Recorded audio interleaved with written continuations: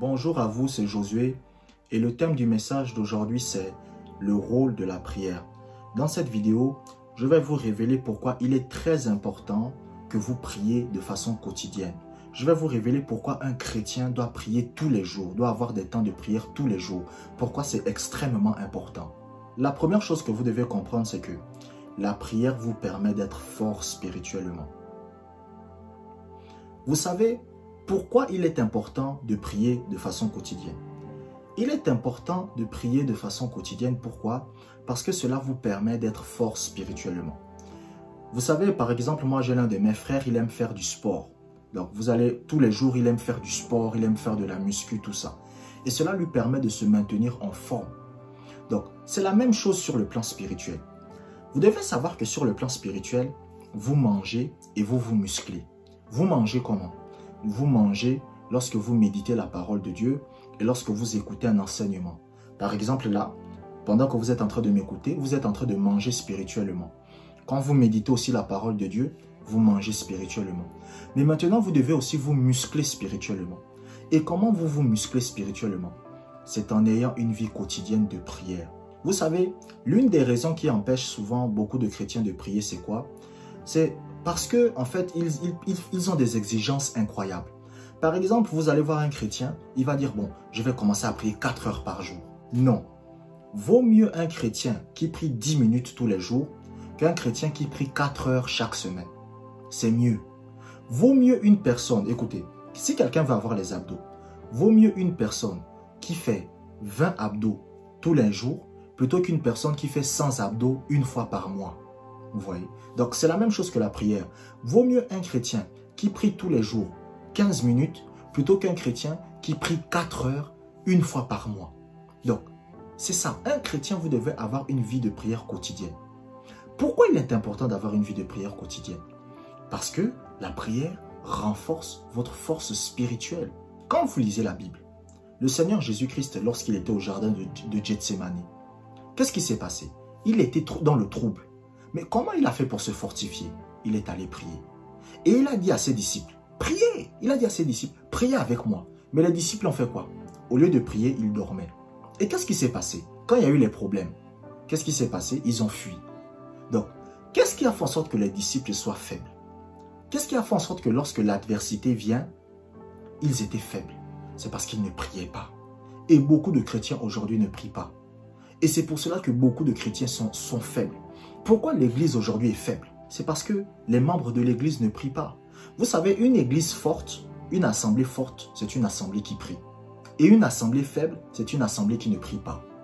C'est pour cela que dans une église, non seulement le pasteur doit beaucoup prier, mais les membres de l'église aussi doivent beaucoup prier. C'est pour cela que vous allez voir qu'il y a ce qu'on appelle des réunions de prière. Pourquoi? Les réunions de prière, c'est quoi le but des réunions de prière?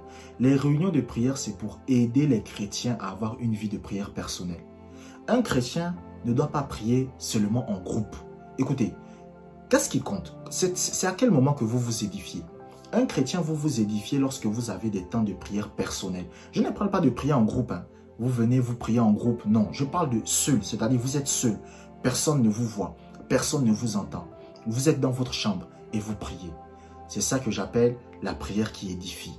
Donc, vous devez vous édifier spirituellement. C'est pour cela que c'est important de prier. La prière va vous rendre fort. Donc, plus vous passez du temps à prier, plus vous serez fort spirituellement. La deuxième chose que je vais dire dans cette vidéo, c'est que l'action de grâce fait agir Dieu dans votre vie. Il vous faut comprendre que si vous voulez que Dieu agisse beaucoup dans votre vie, vous devez apprendre à remercier Dieu. Dieu n'aime pas les gens qui se plaignent tout le temps. Les gens qui ne passent leur temps qu'à se plaindre, Dieu n'agit jamais dans leur vie. Les gens qui ne passent leur temps qu'à parler de leurs problèmes à Dieu. Il y a des gens quand ils viennent devant Dieu, ils disent « Oh Seigneur, j'ai tel problème. Oh Seigneur, j'ai tel problème. » Dieu connaît vos problèmes. Mais qu'est-ce que vous devez faire? Vous devez apprendre à remercier Dieu pour la délivrance. C'est pour cela que lorsque vous lisez par exemple le livre de 1 Samuel, la Bible dit quoi? Je m'écris, loué soit l'Éternel et je suis délivré de mes ennemis. Pourquoi? Parce que l'action de grâce permet à Dieu d'agir dans votre vie. C'est pour cela que Dieu aimait beaucoup David. Dieu aimait beaucoup David, pourquoi? Parce que c'était quelqu'un qui comprenait les principes du royaume de Dieu.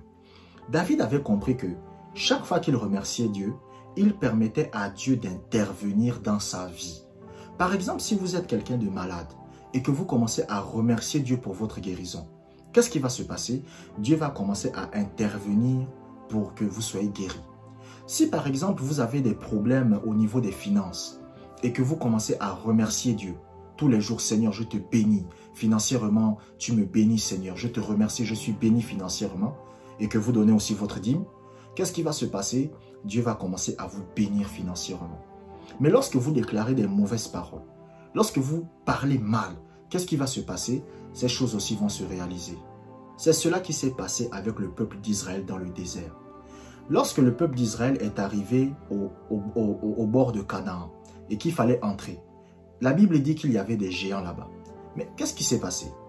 Le peuple d'Israël, au lieu de remercier Dieu pour la délivrance, qu'est-ce qui se passe? Ils vont commencer à se plaindre. Ils vont dire que non, pourquoi Dieu ne nous a pas tués dans ce désert? Pourquoi Dieu ne nous a pas tués? Et qu'est-ce qui s'est passé? C'est arrivé. Ils sont morts dans le désert. Pourquoi? Parce que tout simplement, ils se plaignaient. Donc, apprenez à remercier Dieu pour certaines choses, même si vous ne l'avez pas encore vu. Vous avez besoin d'une nouvelle maison, remerciez Dieu pour la maison. Vous levez les mains au ciel et vous dites, Seigneur, je ne vois pas encore la maison. Je ne la touche pas encore de mes mains. Mais je te remercie pour la maison que tu me donnes, au nom de Jésus. Et si vous faites ça tous les jours, vous allez voir ce qui va se passer. Là, vous aurez votre maison. Donc, c'est ça que vous devez comprendre en tant que chrétien. C'est un principe spirituel. Remercier Dieu pour une chose, même si vous ne le voyez pas encore, permet la manifestation de cette chose sur le plan physique. Si vous avez besoin d'une nouvelle bicyclette, vous dites, ma bicyclette est cassée. Vous dites, Seigneur, je te remercie de ce que tu me donnes une nouvelle bicyclette. Je te remercie, Seigneur, j'ai une nouvelle bicyclette. Merci, Père. Vous remerciez Dieu tous les jours. Qu'est-ce qui va se passer? Ça peut prendre du temps. Ça peut prendre 1 mois. Ça peut prendre 2 mois. Ça peut prendre 3 mois. Ça peut prendre 6 mois. Vous aurez une nouvelle bicyclette. Pourquoi? Parce que ce pourquoi vous remerciez Dieu finit toujours par se manifester. C'est pour cela que vous voyez que lorsque le Seigneur Jésus-Christ a prié pour la multiplication du pain, qu'est-ce qu'il a fait? Il a rendu grâce parce qu'il comprenait ce principe-là. Je vous remercie d'avoir regardé cette vidéo jusqu'à la fin. Abonnez-vous pour des prochaines vidéos et que la grâce du Seigneur soit avec vous.